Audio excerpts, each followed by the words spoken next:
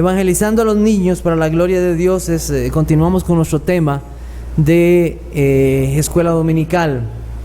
Y antes de tener la tarea que les había dejado en cuanto a la parábola del sembrador, tengo algo que quiero mostrarles que fue de ánimo para mi vida, y yo creo que puede serla para ustedes. Son palabras de Charles Spurgeon en su libro Ganador de Hombres. Él dice lo siguiente con respecto a los niños y la conversión. Dice así: la conversión de un niño implica la misma obra de gracia divina y redunda en las mismas consecuencias benditas que la conversión de un adulto. En el caso del niño, se salva de muerte un alma, se cubre multitud de pecados y además se añade este gran motivo de gozo, que en la conversión de los tiernos se lleva a cabo una inmensa labor preventiva. Sí, la conversión salva a un niño de una multitud de pecados. Si la misericordia eterna de Dios bendice tu enseñanza a un pequeño, cuán feliz será su vida comparada con la que hubiera sido si creciera en la necedad, el pecado y la vergüenza, y no hubiera sido convertido hasta mucho más tarde. Es sumamente sabio y prudente orar por nuestros niños para que sus corazones sean entregados al Salvador en su niñez. ¿Cuántos pueden decir amén? Amén, ¿verdad? Por estas palabras de este predicador inglés, siervo del Señor. Nosotros entonces terminamos en el punto que necesitamos tierra fértil. Vamos a buscar Mateo capítulo 13, versículos 3 al 9. Y ustedes tenían unas tareas. Yo voy a leer el pasaje, pero no voy a parar en cada parte para hacer una explicación, porque no es el tema tratar esta parábola en sí, pero sí algunos aspectos. Entonces necesitamos tierra fértil. Entonces Mateo capítulo 13 versículo 1 dice: aquel día salió Jesús de la casa y se sentó junto al mar, y se le juntó mucha gente, y entrando él en la barca se sentó, y toda la gente estaba en la playa. Y les habló muchas cosas por parábolas, diciendo: he aquí, el sembrador salió a sembrar. Y mientras sembraba, parte de la semilla cayó junto al camino, y vinieron las aves y la comieron. Parte cayó en pedregales donde no había mucha tierra, y brotó pronto porque no tenía profundidad de tierra. Pero salió el sol, se quemó, y porque no tenía raíz se secó. Y parte cayó entre espinos, y los espinos crecieron y la ahogaron. Pero parte cayó en buena tierra y dio fruto, cuál a 100, cuál a 60 y cuál a 30 por uno. El que tiene oídos para oír, oiga. Versículo 18. Oíd pues vosotros la parábola del sembrador. Cuando alguno oye la palabra del reino y no la entiende, viene el malo y arrebata lo que fue sembrado en su corazón. Este es el que fue sembrado junto al camino. Y el que fue sembrado en pedregales, este es el que oye la palabra y al momento la recibe con gozo, pero no tiene raíz en sí, sino que es de corta duración, pues al venir la aflicción o la persecución por causa de la palabra, luego tropieza. El que fue sembrado entre espinos, este es el que oye la palabra, pero el afán de este siglo y el engaño de las riquezas ahogan la palabra y se hace infructuosa. Mas el que fue sembrado en buena tierra, este es el que oye y entiende la palabra y da fruto y produce a 100, a 60 y a 30 por uno. Según la Biblia, en Marcos capítulo 4, versículos del 10 al 13, el Señor le dice a sus discípulos que si ellos no entienden esta parábola, es muy difícil que puedan entender las demás parábolas que el Señor dio. La parábola del sembrador nos abre un entendimiento en cuanto a la enseñanza de la palabra de Dios y cómo ella llega a los corazones de los hombres. Entonces nosotros tuvimos varias preguntas la semana pasada. Entonces, ¿quién levantando su mano con un versículo de la Biblia que puede usar pasajes paralelos a este, me puede decir qué es la semilla en esta parábola? Ya sea en Mateo, en Marcos o en Lucas, donde están los pasajes paralelos. Todos aquellos que hicieron su tarea me puedan decir qué es la semilla. ¿Qué pasaje nos dice? ¿quién pudo encontrarlo?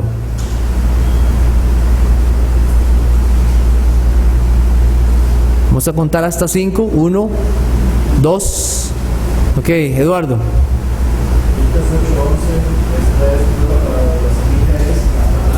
La semilla es la palabra de Dios. Muy bien. ¿Qué necesita ser sembrado en los corazones de los hombres entonces? La palabra de Dios. Eso es. Cuando nosotros hablamos de sembrar, lo que estamos diciendo es enseñar para que sus corazones, sus mentes sean iluminados. Y al oír la palabra de Dios, la fe venga a ellos. La fe viene por el oír y el oír por la palabra de Dios. Nosotros también vimos en esta parábola que hay otro significado. ¿Qué es la tierra? La tierra donde se siembran esas semillas. ¿Qué es la tierra? El corazón. ¿Dónde lo vemos eso? Búsquenme un pasaje que me diga eso. Ya sea en Mateo, en Marcos o en Lucas.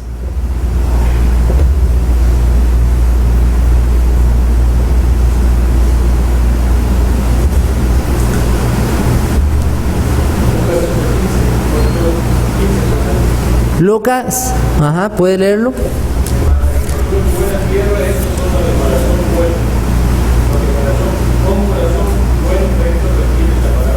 Ok, muy bien, hace un paralelo, una semejanza el Señor, refiriéndose al corazón y a la tierra donde fue sembrado. También en Mateo 13:19, cuando nosotros acabamos de leer, dice: cuando alguno oye la palabra del reino y no la entiende, viene el malo y arrebata lo que fue sembrado en su corazón. Entonces, ¿qué es la tierra? Es el corazón de los hombres. ¿Cuán importante es esto para nosotros, hermanos? Nosotros no queremos cambiar actitudes directamente en los niños. Nosotros no queremos enseñarle moralidad. Nosotros no queremos cambiar en sí la apariencia.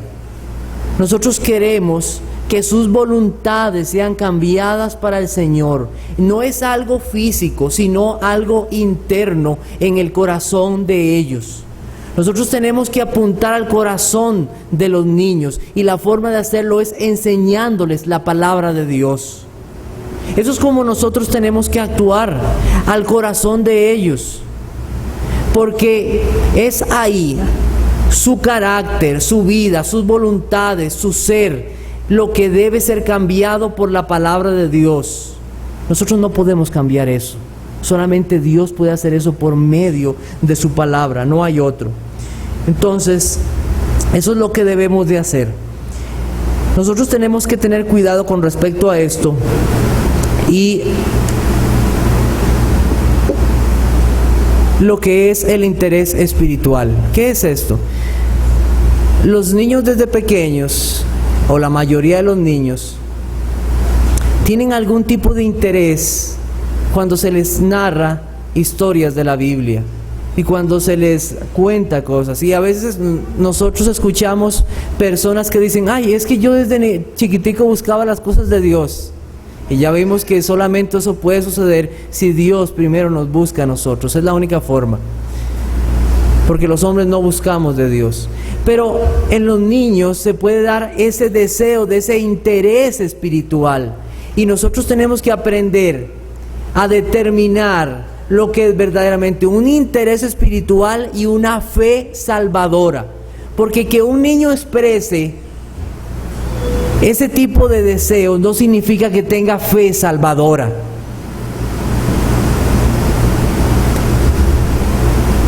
La mayoría, y creo que para muchos ha sido o lo han visto, que los hijos de los pastores, y uno dice: ay, pero esos niños deberían ser salvos. No, hermanos, ellos necesitan, al igual que todos los demás niños, escuchar la palabra de Dios.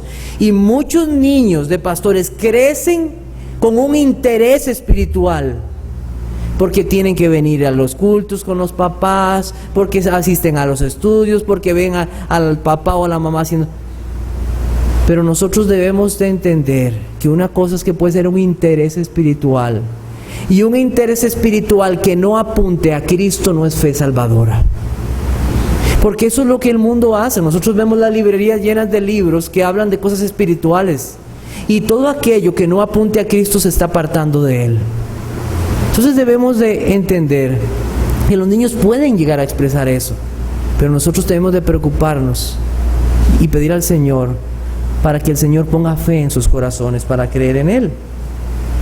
Entonces, algo que nosotros debemos de entender es que cuando hablamos de salvación es que Él debe aceptar y creer las verdades del Evangelio. Por eso a veces hay que tener cuidado con los niños que muy pequeñitos ellos dicen yo creo en el Señor.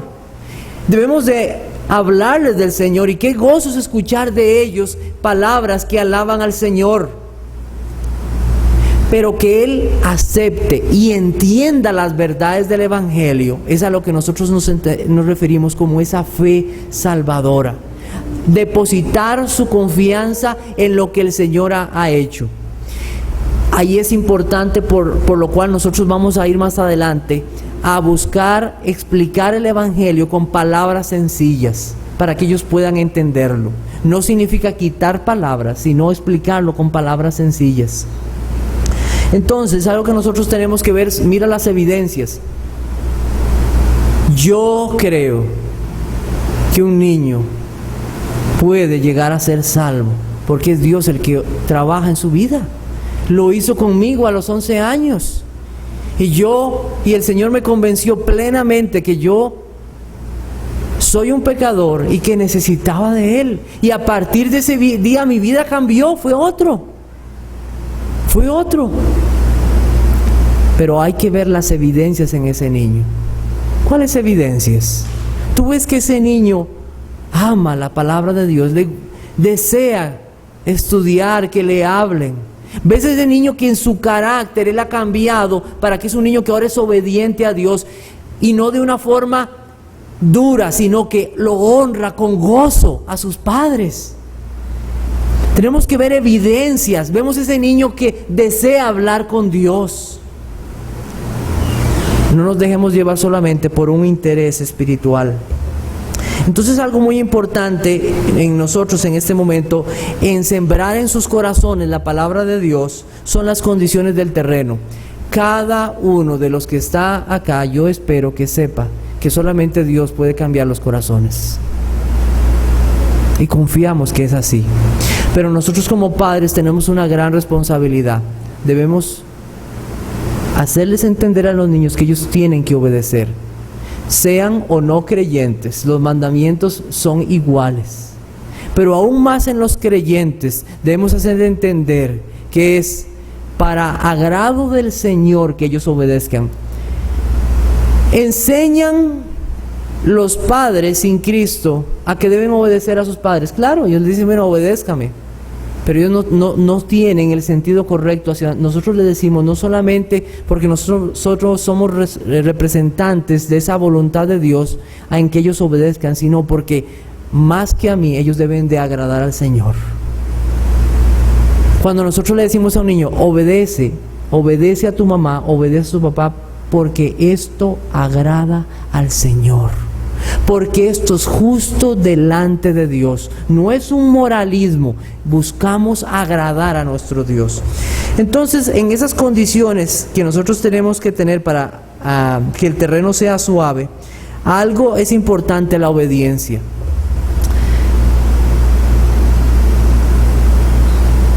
Padres, hay que hacer que sus niños obedezcan.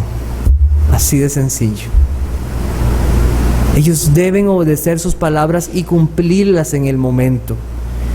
Si no son obedientes, van a tener grandes problemas. A veces cuando nosotros tenemos la oportunidad de enseñar a los niños en las clases, hermanos, qué difícil es poder enseñar a un niño que no obedece una instrucción.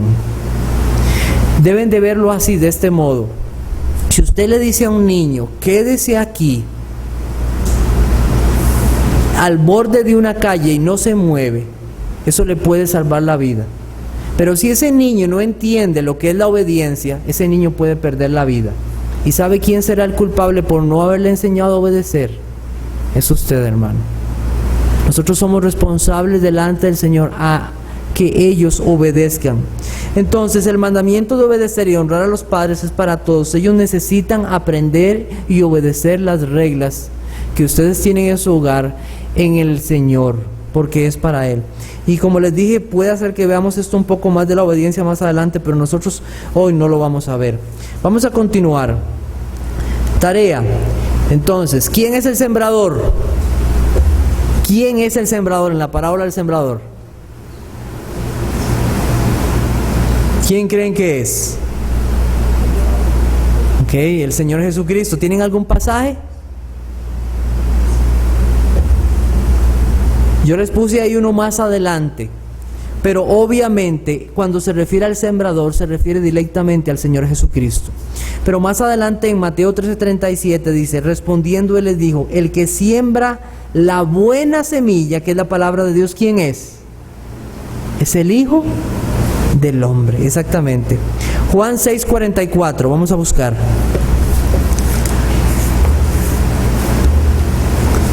Juan 6:44.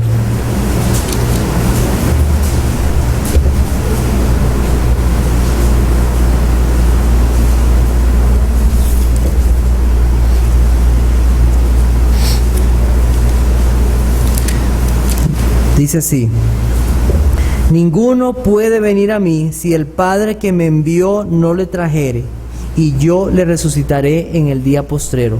Esto es solamente obra de Dios. Solamente Dios puede hacer eso. Solamente Él puede traer a los suyos. Segunda de Corintios 5, 18 y 20, al 20. Segunda de Corintios 5, 18 al 20. Dice, y esto proviene de Dios, quien nos reconcilió consigo mismo por Cristo y nos dio el ministerio de la reconciliación. Que Dios estaba en Cristo reconciliando consigo al mundo, no tomándoles en cuenta a los hombres sus pecados, y nos encargó a nosotros la palabra de la reconciliación. Así que somos embajadores en nombre de Cristo, como si Dios rogase por medio de nosotros. Os rogamos en nombre de Cristo, reconciliados con Dios. Dios es el sembrador, Él es el que siembra la semilla, pero Él ha permitido que nosotros seamos aquellos que llevamos esa palabra, y tenemos esa responsabilidad aún con nuestros niños. Muy bien, seguimos. De la parábola del sembrador, ¿en cuál terreno creció la semilla?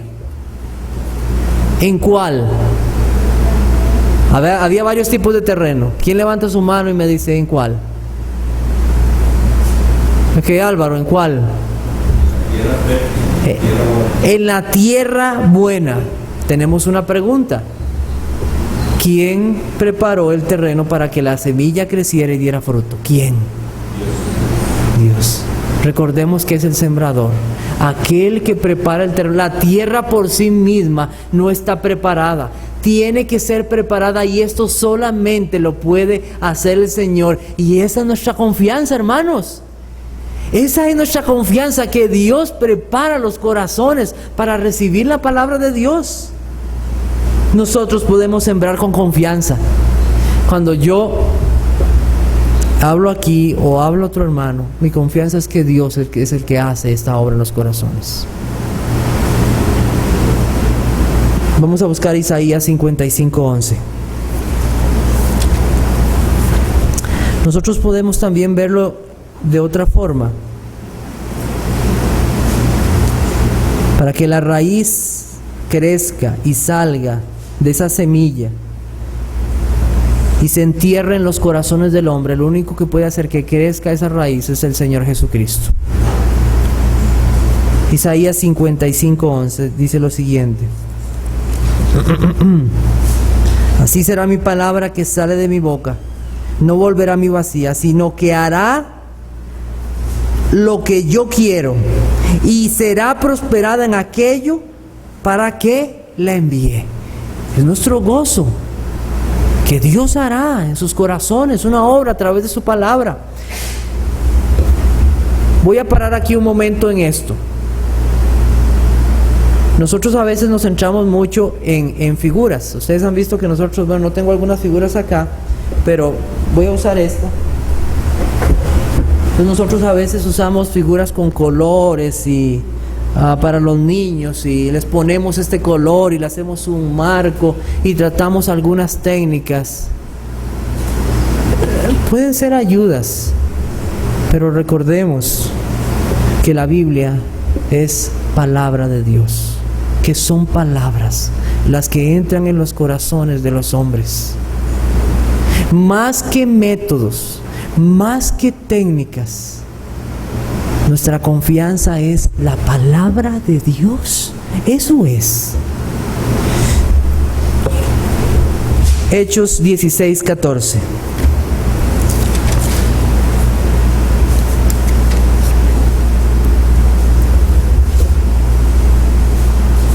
Entonces una mujer llamada Lidia, vendedora de púrpura de la ciudad de Tiatira, que adoraba a Dios, estaba oyendo, y el Señor abrió el corazón de ella para que estuviese atenta a lo que Pablo decía. ¿Cuántos han ido a un mercado? Papas, chayotes. ¿Usted le dice la yuca, hermano, en República Dominicana? Yuca, sí. Bueno, está bien, pero los víveres. En ese mar de voces, el Señor hizo algo para que esa mujer dejara lo que estaba haciendo y escuchara la palabra de Dios. ¿Ustedes han visto cuán difícil es que un niño ponga atención?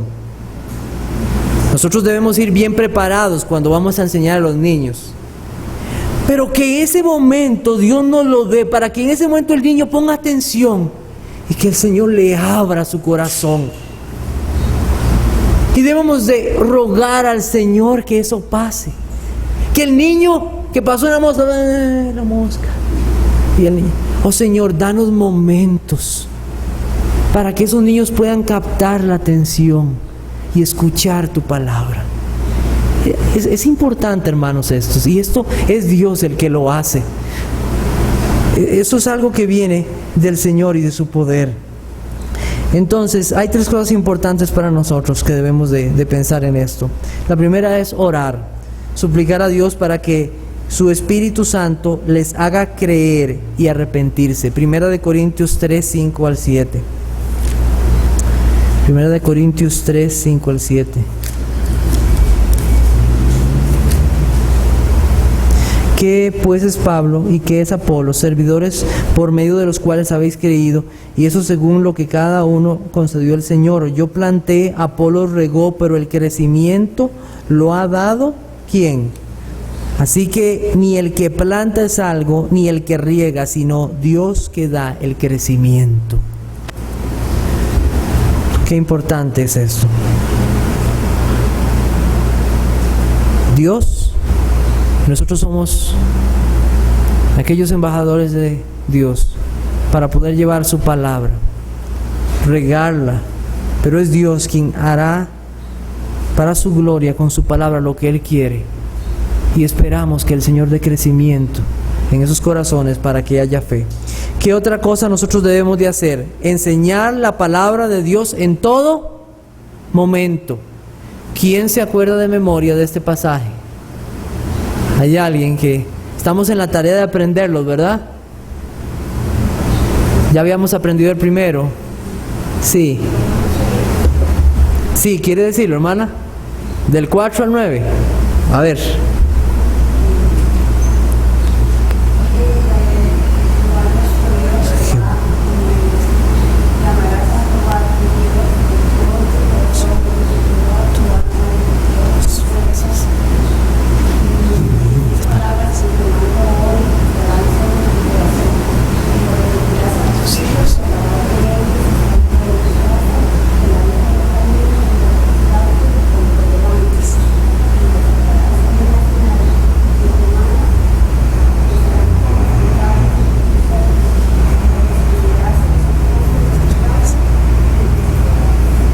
Amén, amén. Un compromiso en nuestras casas para que la palabra de Dios viva ahí, en todo momento. Y qué importante es esto, estarles enseñando, que sus conciencias sean amonestadas en todo momento a través de la palabra de Dios. Entonces yo quiero preguntarles, cuando las maestras ponen una tarea ahí en la clase de aprenderse un versículo a los niños, ¿lo estás repasando con ellos en la casa? ¿Le estás explicando el sentido de ellos? ¿Estás tomando tiempo para enseñarles la palabra de Dios a tus hijos? ¿Cuántas de las que están aquí, de los que estamos aquí, se saben coritos de niños que nos hablen del Señor y de su palabra? ¿Recuerdas algún corito de niños? Se lo cantas a los niños cuando tienes un sobrino, le puedes enseñar a tus sobrinos esos cantos. Abuela, hay cantos que le puedes, versículos, hoy quiero enseñarte este versículo. Qué cosa más hermosa que puedas dar esto a tus hijos, a tus nietos, a tus sobrinos. La palabra de Dios, qué mejor regalo que puedas darles. El que tiene al Hijo tiene la vida, el que no tiene al Hijo no tiene la vida. Y puedes darle los mejores regalos. Hermanas, qué cosa más linda es cuando ustedes compran un vestidito para un niño, una niña, y dicen, ay, me gustaría tanto vérselo puesto, y a ese anhelo de que nazca y poder. Hemos tenido ese mismo anhelo con la palabra de Dios. Qué deseo que es que yo lo escuche decir los mandamientos de Dios. ¿Han sido esos tus anhelos? ¿Han sido esos mis anhelos? Qué lindo que cuando crezca Él pueda decir, si los pecadores te quisieren engañar, no consientas. Que ese niño pueda tener en su corazón y en su mente la palabra. Y qué gozo poderlo escuchar decir esas cosas. Ese debe ser nuestro anhelo. Y que crean esas palabras por el poder de Dios. Entonces decirlo en todo momento. Y en tercer lugar, mostrar una vida acorde a lo que enseñamos. Porque, y estas palabras que yo te mando hoy estarán sobre tu corazón. Porque si no están sobre tu corazón, no las podrás enseñar a ellos. Y porque si no las vives en tu casa, será una hipocresía. Si ese niño ve que eres una cosa aquí, pero eres otra cosa en la casa, lo que estás haciendo es apartándolo del camino, está haciendo un tropiezo para su vida. Y estas cosas que yo te mando hoy estarán sobre tu corazón, nuestro corazón. Entonces, entre las cosas que nosotros habíamos visto la semana pasada es que deseamos enseñar la ley de Dios. Queremos enseñar a los niños los 10 mandamientos. Amén. Amén. Entonces propongámonos hacer esto como iglesia. Enseñémosle a los niños los 10 mandamientos, que ellos puedan aprenderlos. Y si ellos no los aprenden, que sea para nuestra propia vida, hermanos, para nuestra propia vida espiritual. ¿Por qué? ¿Por qué necesitamos enseñar los 10 mandamientos? Vamos a ver Romanos 3:20. ¿Qué necesidad hay ahí? Romanos 3:20.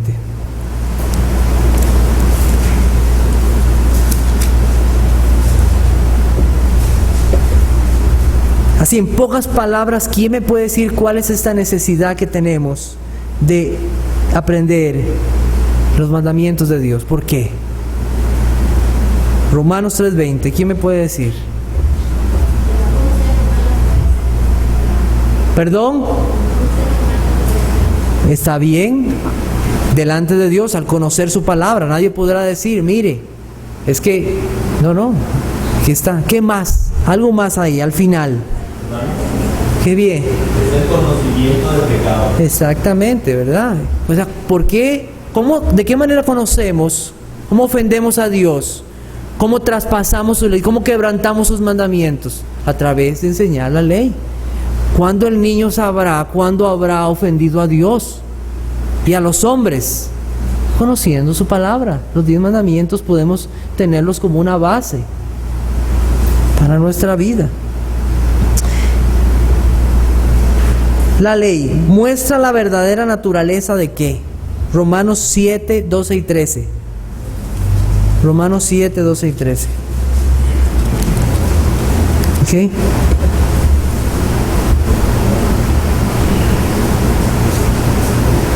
Que dice, voy a leerlo: de manera que la ley a la verdad es santa y el mandamiento santo, justo y bueno. Luego lo que es bueno vino a ser muerte para mí en ninguna manera, sino que el pecado, para mostrarse pecado, produjo en mí la muerte por medio de lo que es bueno, a fin de que por el mandamiento el pecado llegase a ser en sobremanera pecaminoso. Porque sabemos que la ley es espiritual, y escuche muy bien esto, mas yo soy carnal, vendido ¿al qué? Al pecado. Entonces, si nosotros entendemos algo ahí, ¿qué entendemos? Muestra la verdadera naturaleza ¿de qué? Del pecado. Soy un pecador. Mi naturaleza es pecaminosa. Soy así, nací así. ¿Ok? ¿Qué más hace la ley? ¿Nos lleva a quién? ¿De qué nos ayuda? Gálatas 3:24. ¿Quién levantando su mano me puede decir? ¿Nos lleva a quién la ley? A Cristo, a Jesucristo, como esa nodriza. Nos lleva a Jesucristo. ¿Por qué? Porque nos vemos necesitados del Salvador. No podemos cumplir los mandamientos de Dios, pero hay uno que sí lo hizo, el Señor Jesucristo. Y mediante su obediencia, dice Hebreos, somos santificados. Entonces necesitamos mostrar a los niños la ley para que vayan a Cristo. Y Primera de Timoteo 1, 8 al 11. Así inicia ¿qué será? Primera de Timoteo 1, 8 al 11. Dice, pero sabemos que la ley es buena y si uno la usa legítimamente, conociendo esto, que la ley no fue dado para el justo, sino para los transgresores y desobedientes, para los impíos y pecadores, para los irreverentes y profanos, para los parricidas y matricidas. ¿Saben qué son esas palabras? Parricidas y matricidas. ¿Qué es eso? ¿Qué es, hermano? Asesinan a sus padres. Pero aún así, una desobediencia a los padres que nace del corazón puede llevar a esto. A niños que ya en sus corazones han matado a sus padres. Desobedientes, vimos el versículo 10, para los fornicarios, para los sodomitas, para los secuestradores, para los mentirosos y perjuros y para cuantos se oponga a la sana doctrina. Versículo 11, según que el glorioso evangelio del Dios bendito que a mí me ha sido encomendado. ¿Cómo comienza el evangelio? Mostrando la ley de Dios. La ley de Dios. Las buenas nuevas. El hombre es pecador. Ha quebrantado su ley. Pero las buenas nuevas es que Dios perdona a aquellos que se arrepienten y creen en Él y confían en su Jesucristo. Pero comienza mostrándoles que son pecadores. Entonces habíamos visto la semana o en semanas anteriores que Dios es el creador. Comenzamos a los niños a hablarles de un Dios creador y que todos debemos de dar cuenta de Él. Hay alguien más grande que su padre o su madre y es Dios, y a Él vamos a tener que dar cuentas. Él es el Dios único, el Dios que hace todas las cosas posibles y en el Dios que podemos confiar. Entonces, vamos a hablarles de la ley con el deseo de que ellos conozcan acerca del pecado.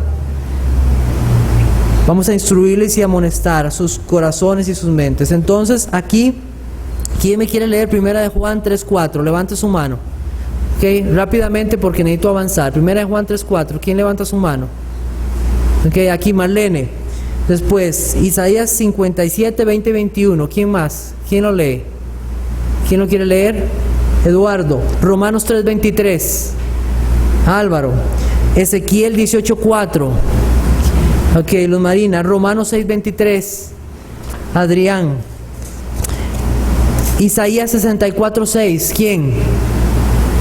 Ok, allá atrás John. Romanos 3:20. Muy bien, Eugenie. Jeremías 2:22. ¿Quién lo lee? Que Ronnie. Jeremías 13:23. Rigoberto, Hebreos 9:27, Romanos 2:16. Miren, muchos de esos versículos nosotros ya los conocemos, pero necesitamos amonestar nuestros corazones. ¿Por qué? Porque necesitamos entender bien el pecado, porque si no, no vamos a poder explicar a nuestros hijos esto.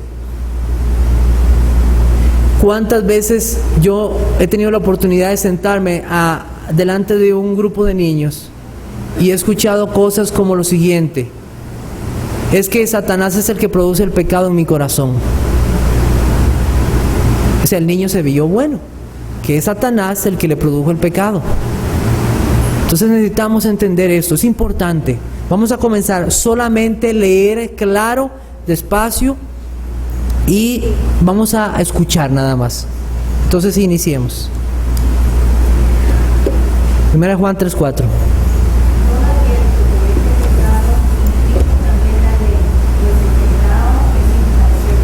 El pecado es violación de la ley. Seguimos. El pecado hace imposible la verdadera paz para los incrédulos. Pero los impíos son como el mar tempestad, no pueden estarse quietos, y sus aguas arrojan cielo y lodos. No hay paz ni Dios para los impíos. Ok, muy bien. Todos han pecado. Sí, Romanos 3:23.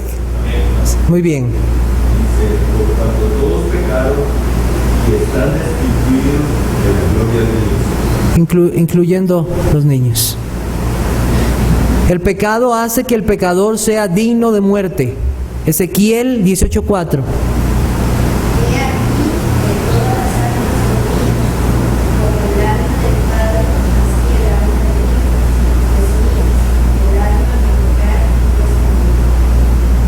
Muy bien.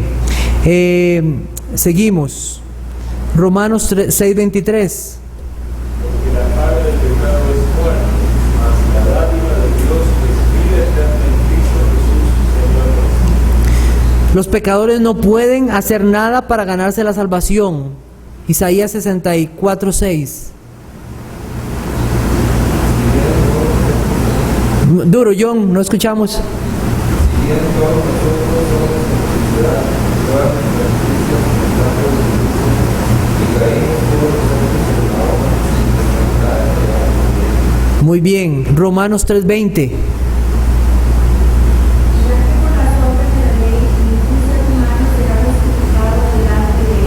Muy bien. Los pecadores no pueden cambiar su propia naturaleza de pecado. Jeremías 2:22. Aunque te laves con lejía y amontones jabón sobre ti, la mancha de tu pecado permanecerá aún delante de mí, dijo Jehová el Señor. Muy bien. Jeremías 13:23. Mudará el etíope su piel y el leopardo sus manchas. Así también podréis vosotros hacer bien, estando habituados a hacer mal. ¿Quién le podrá cambiar las manchas a este animal? Lo que se está diciendo es, son pecadores y solamente Dios puede hacer un cambio en ellos. Los pecadores están en un estado de impotencia. Hebreos 9:27. ¿Ese no lo di? ¿No? Vamos a buscarlo. Vamos a buscarlo. Hebreos 9:27.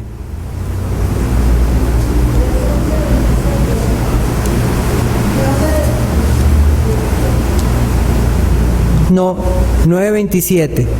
Hebreos 9:27. Dice así: y de la manera que está establecido para los hombres, que mueran una sola vez y después de esto, el juicio. Muy bien, y Romanos 2:16. Sí. En el día en que Dios juzgará por Jesucristo los secretos de los hombres conforme a mi evangelio. Quiero que escuchen un momento este relato, pongan atención por favor. He oído de un padre, uno de cuyos hijos, un joven muy impío, murió muy de repente. No dijo a su familia, el padre, como otros hubiesen hecho: esperamos que vuestro hermano haya ido al cielo. No, sino que venciendo sus sentimientos naturales, fue capacitado por la gracia divina para reunir a sus hijos y decirles: hijos e hijas mías, vuestro hermano ha muerto. Me temo que está en el infierno. Conocéis su vida y conducta. Visteis cómo se comportaba. Dios lo ha cortado. Entonces les advirtió solemnemente acerca del lugar al que temía que había ido, con casi seguridad rogándoles que se apartasen de tal camino, y así fue el medio de conducirlos a una seria reflexión. Pero si hubiese actuado como algunos lo hubiesen hecho, con ternura de corazón y no con honradez de propósito, y hubiese dicho que esperaba que su hijo hubiese ido al cielo, ¿qué hubiesen dicho los otros? Si él se ha ido al cielo, no tenemos por qué temer. Podemos vivir como queramos. No creo que sea anticristiano decir a algunos hombres que se han ido al infierno, cuando hemos visto que sus vidas han sido tan infernales. Pero se nos dice: ¿puedes juzgar a tus semejantes? No, pero puedo conocerlos por sus frutos. Ni los juzgo ni los condeno, ellos se juzgan a sí mismos. ¿Cuándo ha muerto un pariente de nosotros, sabiendo la vida y la conducta que ha llevado, que nunca mostró un amor por Cristo y por el Señor? Hemos tomado a nuestros hijos y les hemos dicho: hijos, tu tío o tu hija no está con el Señor. Él está en el infierno, en el lugar donde los hombres van cuando no creen en Jesucristo. Su vida demostró esto. ¿Cuántos de nosotros los hemos llevado a esto? Pero ¿qué hacen los hombres? Les escondemos la realidad. Hermanos, los pecadores están en un estado de impotencia, y de la manera que está establecido para todos los hombres, el juicio. Y si no están con Cristo y no tienen ese abogado justo, no pasarán ese juicio, incluyendo los niños.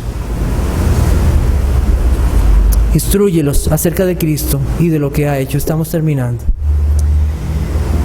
Enseña a tus hijos acerca de su propio pecado. Pero en sí, enseñarles del pecado no es el fin en sí mismo. ¿El propósito cuál es al enseñarles del pecado? ¿Llevarlos a quién? A Jesucristo. La única solución para el pecado.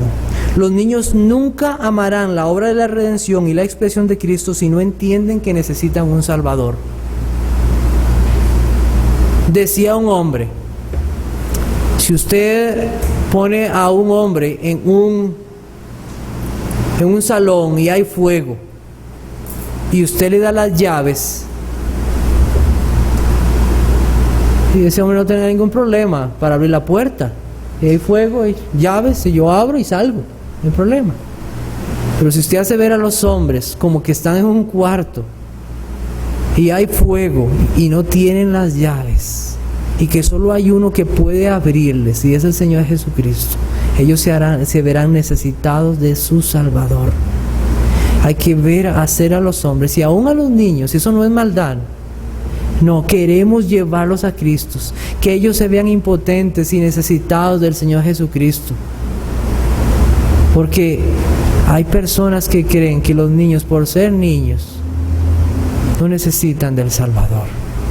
Ellos necesitan a Jesucristo. Son almas, son personas pequeñas, pero necesitan un Salvador. Porque el que no tiene al Hijo, no tiene a la vida.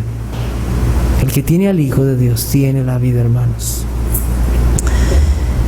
Entonces, ¿cuál es nuestra tarea? Apunten, porque la semana pasada algunos no pudieron apuntar. Pasé muy rápido la filmina, disculpen. Entonces nuestra tarea para la próxima semana será la siguiente. ¿Qué podemos aprender de Cristo en estos pasajes? Y mi deseo, hermanos, es aprender más de la vida y la obra del Señor Jesucristo. Yo deseo Y mi deseo para ustedes es ese también, que ustedes hagan estudios personales acerca de la vida y la obra del Señor Jesucristo. Necesitamos enseñar a los niños de Él. Entonces, ¿qué podemos aprender de Cristo en estos pasajes? Apúntelo. Primera de Juan 1, del 1 al 3. ¿Qué aprendemos de Cristo ahí?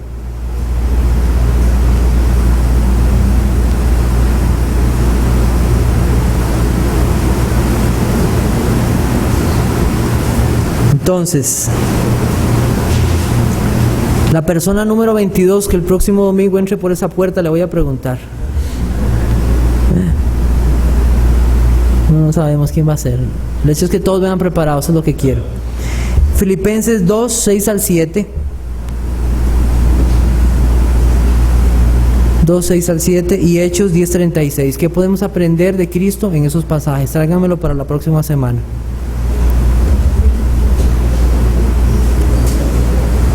Que el Señor les bendiga, hermanos.